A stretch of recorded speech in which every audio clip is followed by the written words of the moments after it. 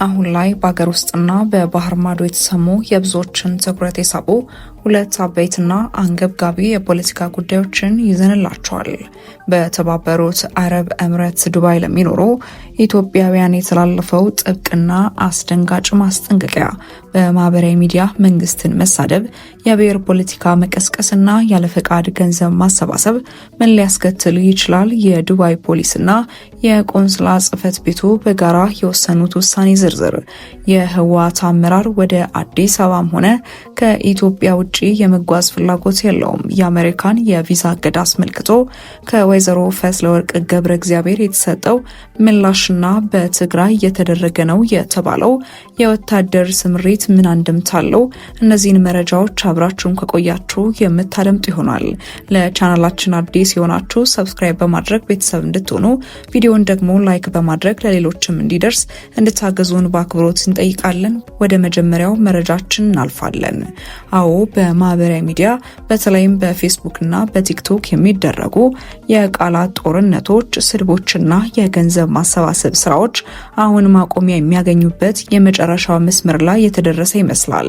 በተባበሩት አረብ ኤምሬቶች የሚኖሩ ወገኖቻችን በማህበራዊ ሚዲያ በሚያደርጓቸው ማናቸውም እንቅስቃሴዎች ላይ ከፍተኛ ጥንቃቄ እንዲያደርጉ የዱባይ ፖሊስና በዱባይና ሰሜን ኤምሬቶች የኢትዮጵያ ቆንስላ ጽሕፈት ቤት ጥብቅ ማስጠንቀቂያን ሰጥቷል። ይህ ማስጠንቀቂያ ዝም ብሎ የተሰጠ ሳይሆን ሁለቱ አካላት በጥምረት ባዘጋጁት ልዩ መድረክ ላይ በይፋ የተገለጸ ነው። በሀገሪቱ የወጣው የሳይበር ወንጀል ሕግ እጅግ ጥብቅና ማንንም የማይምር መሆኑ ይታወቃል።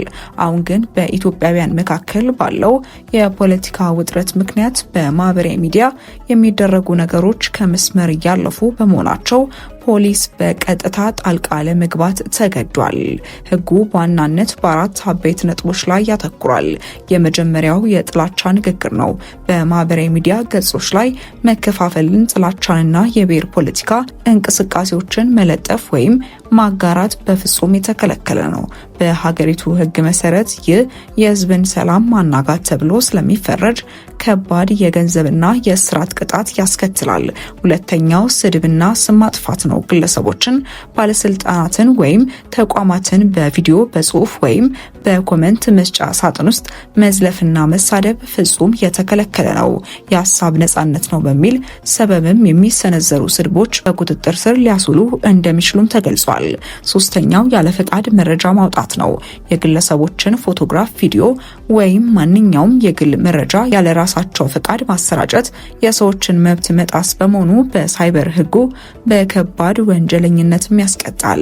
አራተኛውና ብዙዎችን ሊያስደነግጥ የሚችለው የገንዘብ ማሰባሰብ ነው። በማህበራዊ ሚዲያ ላይ በተለያዩ የሰብአዊነት ስራዎች ስም ይሁን ለፖለቲካ ድጋፍ ያለ ኤሚሬቶች መንግስት ይፋዊ ፈቃድ ማናቸውም የገንዘብ ማሰባሰብ ስራ መስራት በህጉ ሙሉ በሙሉ የተከለከለና ወደ እስር ቤት የሚያስወነጭፍ ወንጀል እንደሆነም ነው የተገለጸው።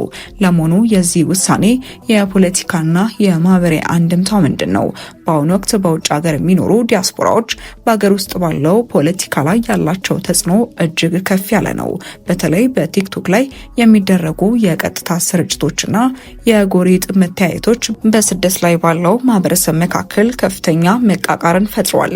የዱባይ ፖሊስ ይህንን እርምጃ ለመውሰድ መገደዱ የሚያሳየው የማህበራዊ ሚዲያ ንትርኩ ከኢንተርኔት አልፎ በዜጎች የዕለት ተዕለት ሰላማዊ ኑሮ ላይ ስጋት መፍጠሩ ነው። ስለዚህ በዱባይና በአካባቢው የምትኖሩ ወገኖቻችን የምትጽፉት እያንዳንዱ ኮመንት፣ የምታጋሩት እያንዳንዱ ቪዲዮ በህግ ሊያስጠይቃችሁ ስለሚችል ከስሜታዊነት በረድ ብላችሁ ህጉን እንድታከብሩ እንመክራለን። ወደ ሁለተኛውና ወደ ትልቁ የፖለቲካ ሰበር መረጃችን ስናልፍ የህወሓት ጽሕፈት ቤት ኃላፊ ወይዘሮ ፈትለወርቅ ገብረ እግዚአብሔር በትግራይ ቴሌቪዥን በኩል በሰጡት ጋዜጣዊ መግለጫ እጅግ ጠንከር ያሉ መግለጫዎችን ሰጥተዋል። መግለጫው በዋናነት ሁለት ትልልቅ ነጥቦችን ያቀፈ ነው። የወታደር ስምሪትና የአሜሪካ የቪዛ እገዳ ምላሽ። መግለጫው እንደሚያሳየው የፌዴራል መንግስቱ በአሁኑ ወቅት ወታደሮቹን ከምዕራብ ትግራይ ወደ ምስራቅ ትግራይ እያሰማራ ይገኛል። ይህ የወታደሮች እንቅስቃሴ ምን አመላካሽ ነው? በፕሪቶሪያው የሰላም ስምምነት መሰረት የትጥቅ መፍታትና የኃይሎች ስምሪት ማስተካከያ እየተደረገ ነው ወይስ በክልሉ ሌላ አዲስ የኃይል አሰላለፍ እየተፈጠረ ነው የሚለው የብዙዎች ጥያቄ ሆኗል። ጉዳዩን ይበልጥ ሳቢ ያደረገው ግን ወይዘሮ ፈትለወርቅ አሜሪካ በአክራሪ የህወሓት አመራሮችና አባላት ላይ የጣለችውን የቪዛ እገዳ አስመልክተው የሰጡት ግልጽ ምላሽ ነው። ኃላፊዋ እንዳሉትም ይህ የአሜሪካ እገዳ በግለሰቦች ላይ ብቻ ያነጣጠረ ሳይሆን በህወሓት መሰረታዊ መሮች ላይ ያነጣጠረ ጥቃት ነው። ነገር ግን ህወሓት በማንነቱና በመሰረታዊ መሮቹ ላይ ፈጽሞ ለድርድር እንደማይቀርብ አጽንኦት ሰጥተው አስታውቀዋል። በንግግራቸው ውስጥም ትልቅ መነጋገሪያ የሆነውና ለብዙዎች ግርምትን የፈጠረው ጥቅስም እንዲህ የሚል ነበር። የህወሓት አመራር ወደ አዲስ አበባም ሆነ ከኢትዮጵያ ውጪ የመጓዝ ፍላጎት የለውም። ወይዘሮ ፈትለወርቅ ይህንን ፍላጎት ለአሜሪካ መንግስት በይፋ ማሳወቃቸውን ገልጸዋል። የትግራይ ህዝብና የድርጅቱ ዋና ጥያቄ ራስን በራስ የማስተዳደርና የራስን ዕጣ ፈንታ በራስ የመወሰን መብት መሆኑን በማንሳት የአሜሪካ ጥቅም ሊያረጋግጥ የሚችለው ህወሓትን በማስፈራራትና ማዕቀብ በመጣል ሳይሆን አብሮ በመስራት ብቻ እንደሆነም አስገንዝበዋል። ይህንን የህወሓት መግለጫ በፖለቲካ መነጽር ስንመረምረው ጥቂት እውነታዎችን እንገነዘባለን። የመጀመሪያው የዲፕሎማሲ ውጥረት ማሳያ ነው። ህወሓት በአንድ በኩል ከአዲስ አበባው የፌዴራል መንግስት ጋር የፕሪቶሪያውን ስምምነት ተግባራዊ ለማድረግ እየጣረ ባለበት በአሁኑ ወቅት፣ በሌላ በኩል ከዓለም አቀፍ ኃይሎች በተለይም ከአሜሪካ ጋር ያለው ግንኙነት መሻከሩን ማሳያ ነው። ወደ አዲስ አበባም ሆነ ወደ ውጪ የመጓዝ ፍላጎት የለንም የሚለው ንግግር ድርጅቱ ወደ ውስጥ የመቀንበብ ወይም የራሱን የክልል ፖለቲካ ላይ ብቻ የማተኮር ስልት እየተከተለ መሆኑን ሊያሳይ ይችላል። ሌላኛው ደግሞ የአሜሪካ የቪዛ እገዳ በአመራሮቹ ላይ የስነ ልቦናና የፖለቲካ ጫና መፍጠሩ አይቀሬ ነው።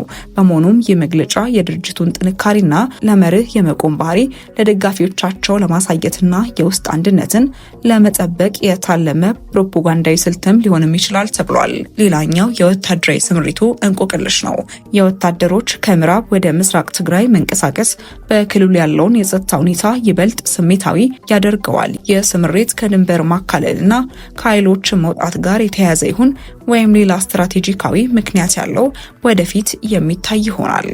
በዛሬው መረጃዎቻችን ላይ በዱባይ የሚኖሩ ወገኖቻችን በማህበራዊ ሚዲያ አጠቃቀማቸው ላይ ጥንቃቄ እንዲያደርጉ የተላለፈ ማስጠንቀቂያ፣ እንዲሁም የህወሓት አመራሮች ለአሜሪካ የቪዛ እገዳ የሰጡት ምላሽና በትግራይ ያለው የወታደራዊ ስምሪት ሁኔታ ለቀጣዩ የሀገራችን ፖለቲካ ምን ይዞ ይመጣል? እናንተስ በዚህ ጉዳይ ላይ ምን ታስባላችሁ? የዱባይ ፖሊስ የወሰደው እርምጃ ተገቢ ነው ትላላችሁ? የህወሓትስ ምላሽ በኢትዮጵያ ፖለቲካ ላይ ምን አይነት ተጽዕኖ ይኖረዋል? ያላችሁን አስተያየት ከታች ባለው የኮሜንት ሳጥን ላይ አስፍሩልን። ቪዲዮን ከወደዳችሁ ላይክ ማድረግና ለሌሎች እንዲደርስ ሼር ማድረጉን አይርሱ። ለቻናላችን አዲስ ከሆናችሁ ሰብስክራይብ በማድረግ ቤተሰብ እንድትሆኑ እየጠየቅን በተጨማሪም አብራችሁን ስለነበራችሁ እጅግ አድርገን እያመሰገንን በቀጣይ መረጃ እስክንገናኝ ድረስ ተሰናበትን። መልካም ቆይታ።